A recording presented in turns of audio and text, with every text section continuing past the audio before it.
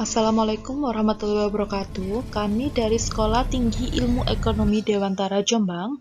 Berikut ini profil dari kelompok kami.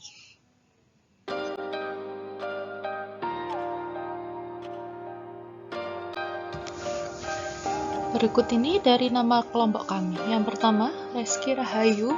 Yang kedua, Erika Septianing Tias. Yang ketiga, Mia Ardianti dengan dosen pengampu Bumati Astuti SPMM dengan mata kuliah Manajemen Kompensasi.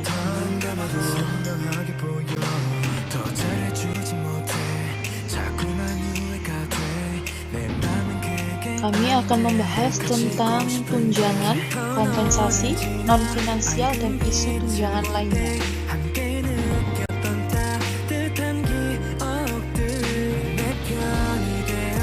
Kompensasi finansial dibagi menjadi dua. Yang pertama secara langsung dan tidak langsung atau bisa disebut dengan tunjangan. Lalu tunjangan dibagi lagi menjadi dua bagian. Yang pertama tunjangan finansial, yang kedua tunjangan non-finansial. Saya di sini akan menjabarkan tentang uraian dari kompensasi finansial.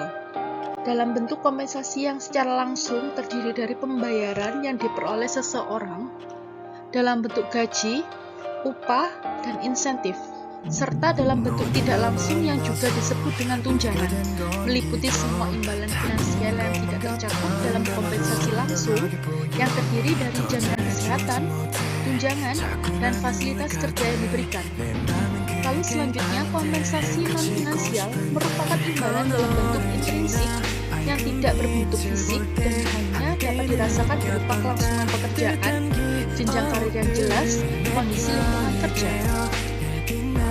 Berikutnya, kompensasi finansial terdiri dari kompensasi tidak langsung dan langsung. Kompensasi langsung terdiri dari pembayaran karyawan dalam bentuk upah, gaji, bonus, atau komisi. Lalu yang berikutnya kompensasi non-finansial, itu seperti pujian, menghargai diri sendiri, dan pengakuan yang dapat mempengaruhi motivasi kerja karyawan, produktivitas, dan kepuasan. Lalu selanjutnya, kompensasi finansial terdiri dari pembayaran yang diperoleh seseorang dalam bentuk upah, gaji, bonus, dan komisi.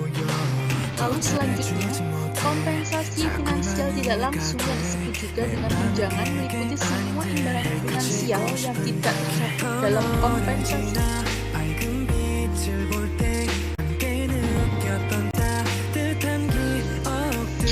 Lalu yang berikutnya, kenapa program tunjangan diperlukan dalam sebuah organisasi atau perusahaan?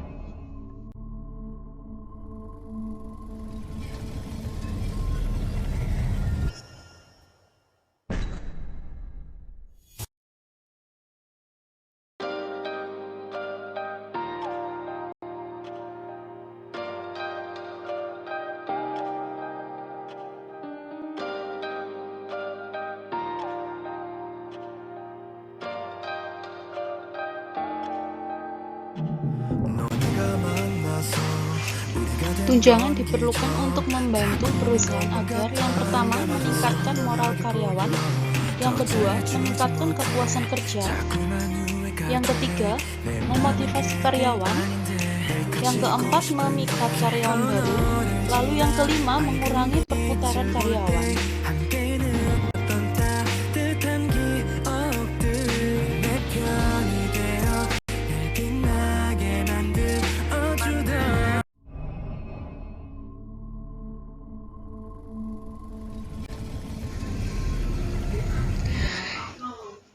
Infografik style yang pertama menjaga agar serikat pekerja tidak ikut campur, lalu berikutnya mempertahankan posisi yang menguntungkan, meningkatkan keamanan karyawan, meningkatkan citra perusahaan.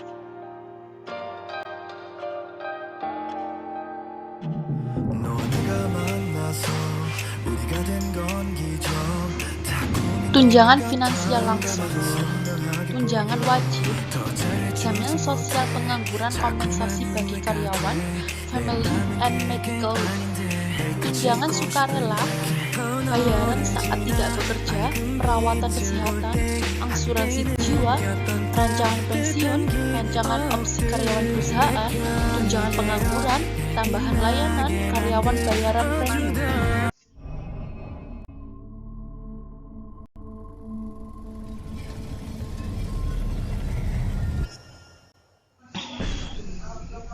Mengkomunikasikan informasi mengenai paket tunjangan. Yang pertama, tunjangan karyawan bisa membantu perusahaan merekrut dan mempertahankan tenaga kerja berkualitas yang baik.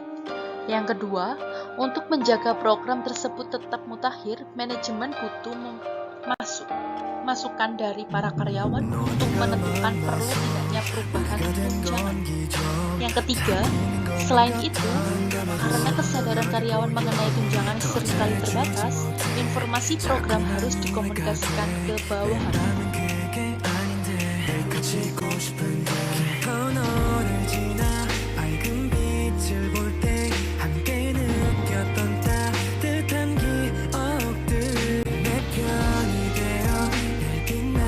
Tunjangan non-finansial, yang pertama, jabatan.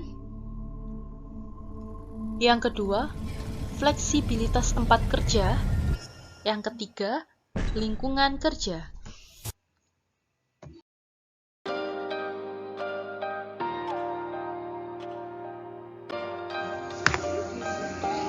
Tunjangan non-finansial terdiri dari 3. Yang pertama, jabatan.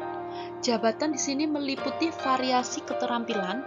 Kedua, identitas tugas. 3, signifikasi tugas. 4, otonomi. 5, umpan balik. Yang kedua, lingkungan kerja.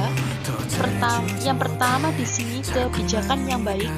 2, manajer yang berkemampuan. 3, karyawan yang berkompeten. 4, rekan kerja yang bersahabat. 5, simbol yang pantas. 6, kondisi kerja. Lalu yang berikutnya, fleksibilitas tempat kerja. Yang pertama ini flex time. Kedua, minggu kerja dipadatkan. 3, pembagian jabatan. 4, telecommuting. 5, kerja penuh waktu. Lebih banyak kerja, lebih sedikit jam. 7, keseimbangan kerja kehidupan.